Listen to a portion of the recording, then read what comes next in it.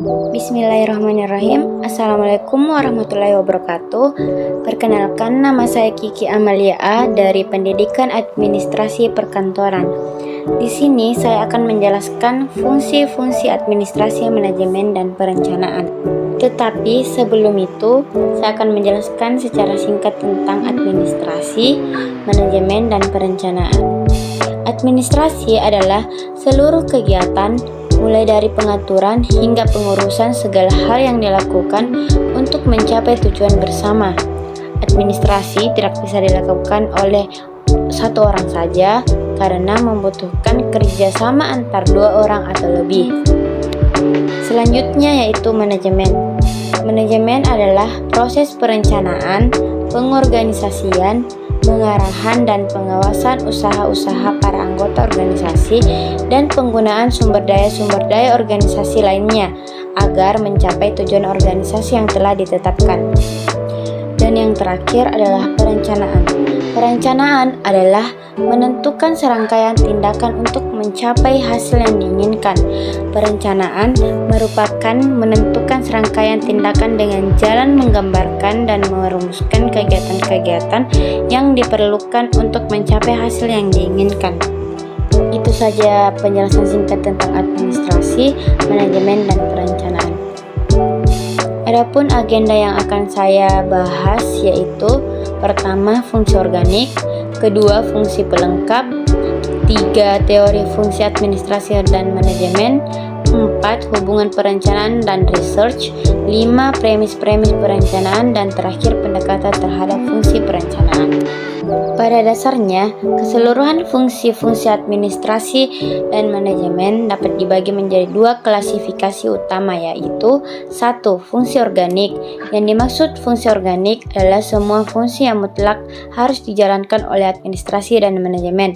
Ketidakmampuan untuk menjalankan fungsi itu akan mengakibatkan lambat atau cepat matinya organisasi. 2. Fungsi pelengkap. Yang dimaksud dengan fungsi pelengkap yaitu semua fungsi yang meskipun tidak mutlak dijalankan oleh organisasi, sebaiknya dilakukan juga dengan baik, karena pelaksanaan fungsi-fungsi itu akan meningkatkan efisiensi dalam pelaksanaan kegiatan, memperlancar usaha pencapaian tujuan dengan efisiensi, ekonomis, dan efektif. Selanjutnya itu teori fungsi administrasi dan manajemen. Nah, di bawah ini telah diberikan beberapa contoh dari berbagai teori yang telah dikemukakan. Yang pertama, Henry Fayol merupakan seorang ahli yang pertama kali menulis tentang teori administrasi dan manajemen dalam bukunya yang berjudul General and Industrial Management. Fayol mengatakan bahwa fungsi administrasi dan manajemen itu ialah: pertama, planning, 2. organizing, 3. commanding, 4. coordinating, 5. controlling. Yang kedua, menurut Luther M. Gulick, sarjana yang dalam karyanya Paper on the Science of Administration mengatakan bahwa fungsi-fungsi organik, administrasi dan manajemen adalah planning, organizing, staffing, directing, coordinating, and reporting. John D. Miller dalam bukunya yang berjudul Management in the Public Service mengklarifikasi fungsi organik administrasi dan manajemen hanya dua golongan, yaitu memfasilitasi dan mengarahkan.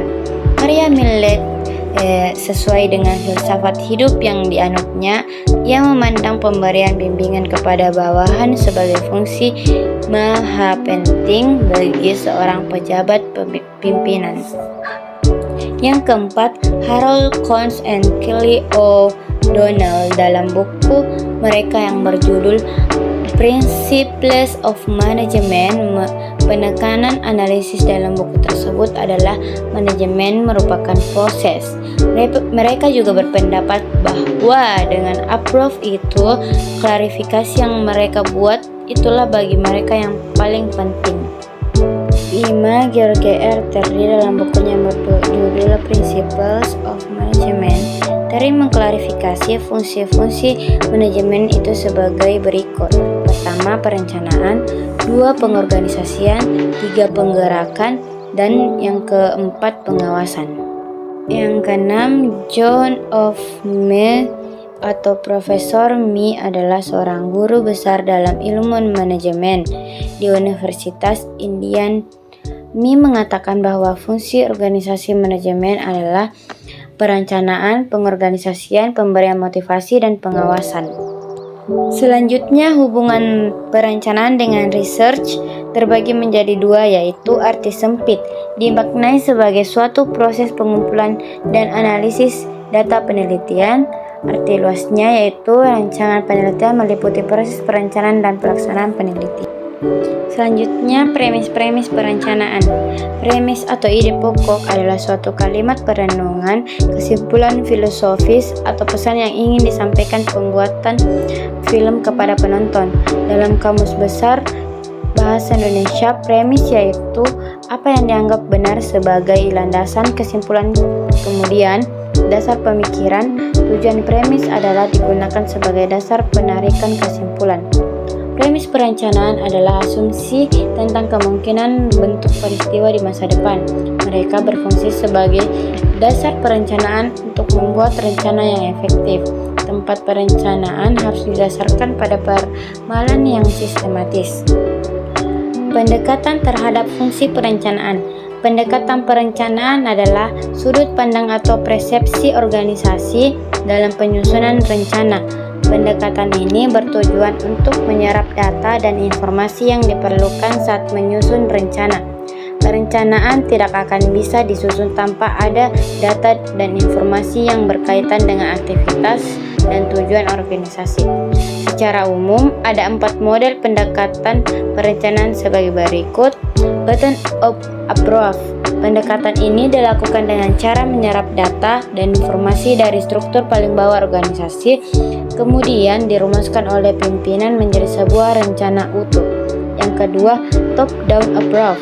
Ini adalah kebalikan dari bottom-up approach, yaitu pimpinan organisasi yang terlebih dahulu merumuskan rencana kemudian dipaparkan kepada anggota di bawah kepemimpinannya. 3. Interactive approach. Kondisi interactive approach ini adalah penyusunan rencana yang dilakukan secara bersama oleh pimpinan dan anggota organisasi. Yang keempat, dual level approach. Pendekatan ini maksudnya adalah pimpinan dan anggota menyusun rumusan rencana mereka masing-masing kemudian disatukan menjadi rencana utuh. Sekian penjelasan saya tentang fungsi-fungsi administrasi, manajemen, dan perencanaan. Apabila ada kekurangan, mohon dimaafkan. Wassalamualaikum warahmatullahi wabarakatuh.